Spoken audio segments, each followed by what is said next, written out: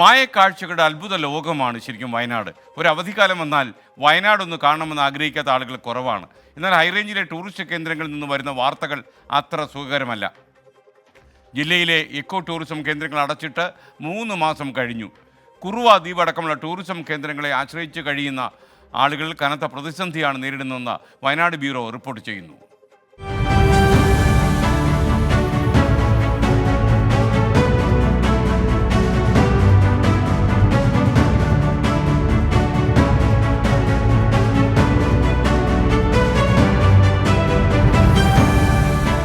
മധ്യവേനൽ അവധി വയനാടിന് ഏറ്റവും അധികം വരുമാനം നൽകുന്ന കാലം കൂടിയാണിത്.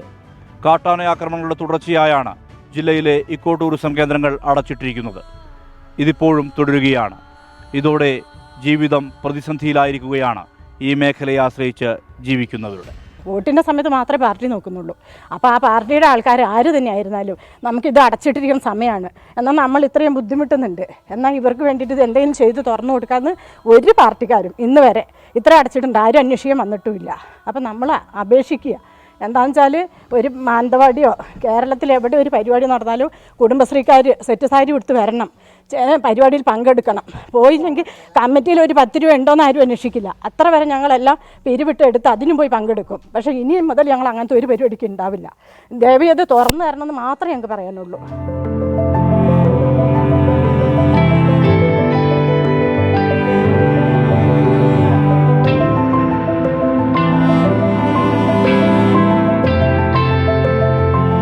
പടമലയിൽ ബേലൂർ മഖനയുടെ ആക്രമണത്തിൽ അജീഷിന്റെ മരണം.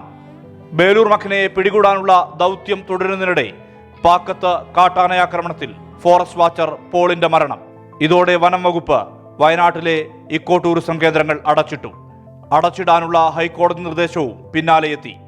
വയനാട്ടിൽ ഏറ്റവും അധികം സഞ്ചാരികളെത്തുന്ന കാലത്താണ് ഇക്കോ ടൂറിസം കേന്ദ്രങ്ങൾ അടഞ്ഞുകിടക്കുന്നത്. ഈ മേഖലയെ ആശ്രയിച്ചു കഴിയുന്നവരുടെ ജീവിതം ഏറെ പ്രതിസന്ധിയിലാണ്. കുറുവ അടച്ച കാരണം ഞങ്ങൾക്കൊരു പണിയൊന്നുമില്ല, ഒരു തൊഴിലുറപ്പും ഒന്നുമില്ല. അക്കരെ ഒരാൾ ആനയെ ചവിട്ടി കൊന്നു, ഒരു കർണാടക ആന വന്നു.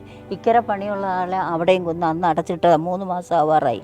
ഒരു പണിയും ഒന്നുമില്ല, ആർക്കും കടയൊക്കെ അടച്ചിട്ടേക്കുക. ഒരു ജീവിതമാർഗ്ഗം ഒന്നുമില്ല. കൊല്ലത്തൊക്കെ ആണെങ്കിൽ തൊഴിലുറപ്പുണ്ട്, ഇവിടെ അതുപോലുമില്ല. വായ്പയെടുത്തും മറ്റും തുടങ്ങിയ സംരംഭങ്ങൾ ഇപ്പോൾ അടഞ്ഞുകിടക്കുകയാണ്. ടൂറിസം കേന്ദ്രങ്ങൾ തുറക്കാൻ വനം വകുപ്പിന്റെയും സർക്കാരിന്റെയും ഇടപെടൽ തേടി ഈ മേഖലയിലുള്ളവർ പട്ടിണി സമരം നടത്തി. ഇനി കളക്ടറേറ്റിലേക്ക് സമരം വ്യാപിപ്പിക്കാനാണ് നീക്കം. ഇവളുടെ ആൾക്കാരുടെ സ്ഥിതി വളരെ ദയനീയമാണ്. ഒരു ആന വന്ന് അജീഷ് മരിച്ചതിന് പിന്നെ അതുമായി ബന്ധപ്പെട്ടാണ് കുറുവ ദ്വീപ് അടച്ചത്. അത് ഈ കുറുവ ദ്വീപിൽ നിന്ന് ഏകദേശം ഒരു 2-3 കിലോമീറ്റർ അകലെയാണ് സംഭവിച്ചത്. പക്ഷെ അത് അടച്ചു കഴിഞ്ഞിട്ട് പിന്നെ തുറക്കാനുള്ള ഒരു നടപടിയും സർക്കാരിൻ്റെ ഭാഗത്തുനിന്ന് ഉണ്ടാകുന്നില്ല. കുടുംബശ്രീ യൂണിറ്റുകളടക്കമുള്ള സംരംഭങ്ങളും പ്രതിസന്ധി നേരിടുന്നുണ്ട്. 100 കണക്കിന് കുടുംബങ്ങളാണ് വയനാട്ടിലെ ഇക്കോ ടൂറിസം കേന്ദ്രങ്ങളെ ആശ്രയിച്ച് ജീവിതം മുന്നോട്ട് കൊണ്ടുപോകുന്നത്.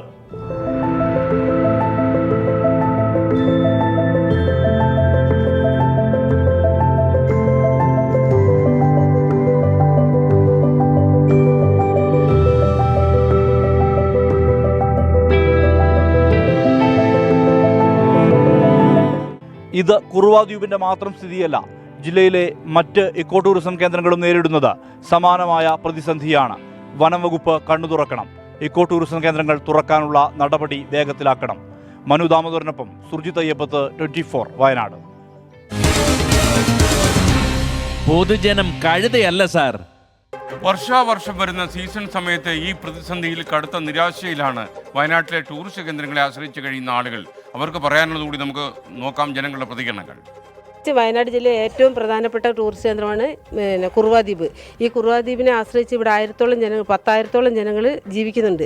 ഇപ്പോൾ ഈ 3 മാസക്കാലമായിട്ട് കുറുവ ദ്വീപ് ഇങ്ങനെ അടച്ചിട്ട് കാരണം ജീവിക്കാൻ യാതൊരു മാർഗ്ഗമില്ലാതെ എല്ലാവരും നട്ടം തിരിയാണ്. കുടുംബശ്രീയിൽ നിന്നും അല്ലാതെ ബാങ്ക് വഴിയുള്ള ലോണുകൾ എടുത്തിട്ടാണ് ഇവിടെ പല സ്ഥാപനങ്ങളും പ്രവർത്തിച്ചു വരുന്നത്. ഇപ്പോൾ ലോണ് 3 മാസക്കാലത്തോളമായി നമുക്ക് തിരിച്ചടയ്ക്കാൻ യാതൊരു മാർഗ്ഗമില്ലാതിരിക്കുകയാണ്. നമുക്ക് ഏപ്രിൽ മെയ്യിലാണ് നമുക്ക് കൂടുതലൊരു വരുമാനം കിട്ടുന്ന ഒരു ടൈം എന്ന് പറയുന്നത്. പിന്നെ കൂടാതെ നമ്മളിപ്പം പട്ടിണിക്കഞ്ഞി സമരം നടത്തിയായിരുന്നു. അതപ്പം നമ്മൾ ഇനിയും കുടുംബശ്രീ പ്രവർത്തകർ മുന്നോട്ടിറങ്ങി ഈ സമരം കൂടുതൽ വ്യാപിപ്പിച്ചുകൊണ്ട് നമ്മൾ ഇതിനു വേണ്ടിയിട്ട് എല്ലാ നടപടികളും മുന്നോട്ട് നടത്തുമെന്ന് തന്നെയാണ് വിചാരിക്കുന്നത്. ഏറ്റവും കൂടുതൽ സഞ്ചാരികൾ കുറുവാദ്വീപിലേക്ക് ഇപ്പോൾ നമ്മുടെ എക്കോ ടൂറിസ്റ്റ് സെൻറ്ററിൽ ഏറ്റവും മുന്നിട്ട് നിൽക്കുന്ന ഒരു സ്ഥലമാണ്. ആൾപ്പാർപ്പില്ലാത്ത ഏക ദ്വീപാണ് കുറുവാദ്വീപ്. ഇപ്പോൾ ഏറ്റവും കൂടുതൽ ടൂറിസ്റ്റുകൾ ഏപ്രിൽ മെയ് മാസങ്ങളിലാണ് ഏറ്റവും കൂടുതൽ ടൂറിസ്റ്റുകൾ വരുന്ന ഒരു സമയമാണ്. ആ സമയത്താണ് നമുക്കൊരു മേലൂർ മക്ന എന്ന ആനയുടെ ഒരു വിഷയത്തിൻ്റെ പേരിൽ കുറുവാദ്വീപ് അടച്ചു പോയത്. ഒന്നുമില്ലാത്ത നമ്മൾ ഇത്രയും ദൂരം കണ്ണൂരിൽ നിന്ന് കാറ് ഓടിച്ചിട്ട് ഇവിടെ വന്നിവിടെ എത്തുമ്പോഴാണ് അറിയുന്നത് ഇങ്ങനെ തുറന്നിട്ടില്ല. പിന്നെ ഇനി വേറെ എവിടെയെങ്കിലുമൊക്കെ കറങ്ങിയിട്ട് തിരിച്ചു പോവുക, അത്രേ ഉള്ളൂ. ഞാൻ ആകപ്പാടെ നമുക്ക് കിട്ടിയൊരിത് ചങ്ങാടത്തെ കയറി ഒരു വട്ടം ചുറ്റിയെന്ന് മാത്രം. ഞങ്ങൾ കരുനാഗപ്പള്ളിയിൽ നിന്നാണ് വരുന്നത്. ഞങ്ങളിങ്ങനെ വന്നത് ഞങ്ങളുടെ ഫാമിലി റിലേറ്റീവ്സാണ്. അപ്പോൾ ഞങ്ങൾ ഇവിടെ വന്നപ്പോൾ ഇതുപോലെ വന്നെ ബുദ്ധിമുട്ടുണ്ടായി.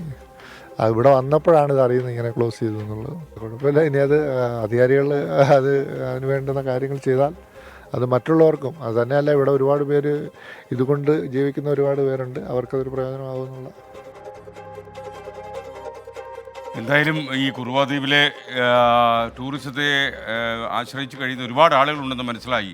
അവർക്കൊക്കെ ജീവിതം വഴിമുട്ടി കാണും ഇതോടെ, ഈ സംഭവത്തോടെ. എന്തായാലും ഇതിൽ അധികാരികൾ നടപടിയെടുക്കട്ടെ.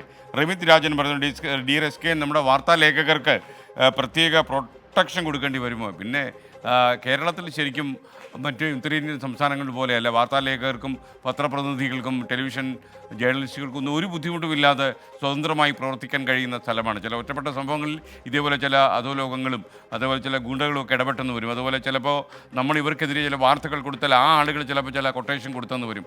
അപ്പോൾ എന്തായാലും കുറച്ചുകൂടി ജാഗ്രത മാധ്യമപ്രവർത്തകർ പാലിക്കേണ്ട കാലമായി എന്നാണ് ഇതൊക്കെ സൂചിപ്പിക്കുന്നത്. വരുൺരാജ് തന്നെ ഒരു ലൈവ് റിപ്പോർട്ട് ചെയ്യുന്നതിൻ്റെ അവസാനമാണ് ഇങ്ങനെ ഒരുത്തൻ വഴിയെ പോയ ഒരുത്തൻ വന്ന് ഇടപെട്ട് ഇവിടെ ഇതൊന്നും ചെയ്യാൻ പറ്റില്ല എന്ന് കരുതി മർദ്ദിച്ചതും കത്തിയെടുത്ത് കുത്താൻ ശ്രമിച്ചതും ഒക്കെ. അപ്പോൾ എപ്പോഴും ഈ അപകടങ്ങൾ എവിടെ നിന്നാണ് ഒളിച്ചിരുന്ന അപകടങ്ങൾ പുറത്തേക്ക് ചാടുക എന്ന് നമുക്ക് പറയാൻ കഴിയില്ല. അപകടങ്ങളുണ്ട്, എന്നാൽ അതൊക്കെ ജീവിച്ച് നമുക്ക് മുന്നോട്ട് പോയേ പറ്റൂ.